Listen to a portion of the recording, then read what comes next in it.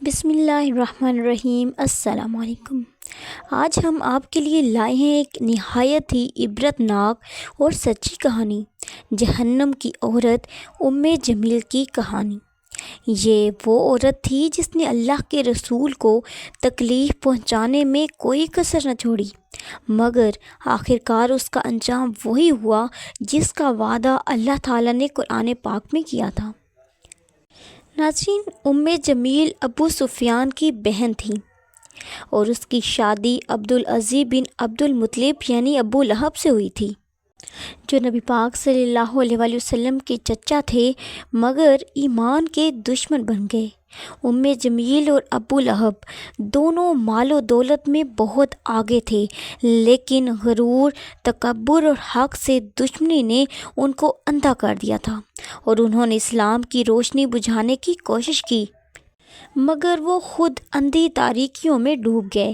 جب نبی پاک صلی اللہ علیہ وآلہ وسلم نے اعلان نبوت فرمایا تو سب سے زیادہ مخالفت ابو لہب اور اس کی بیوی جمیل نے کی۔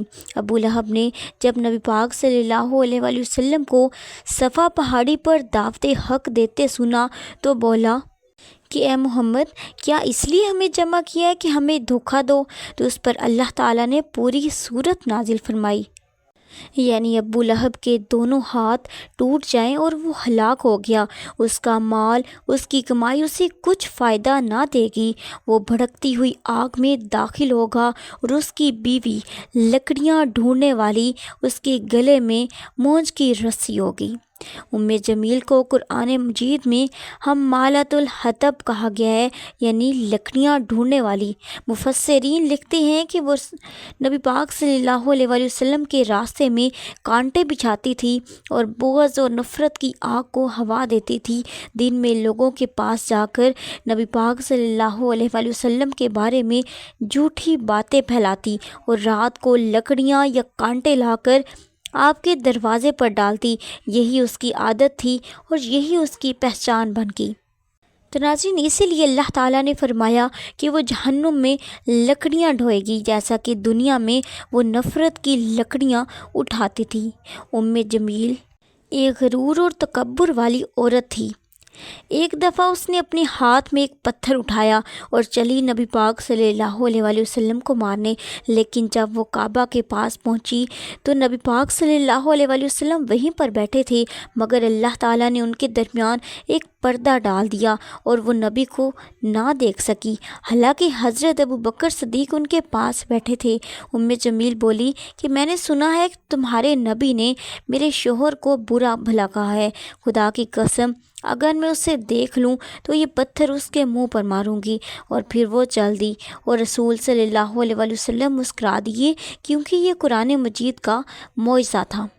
ابو لہب نے نبی پاک صلی اللہ علیہ وآلہ وسلم کو بہت ستایا۔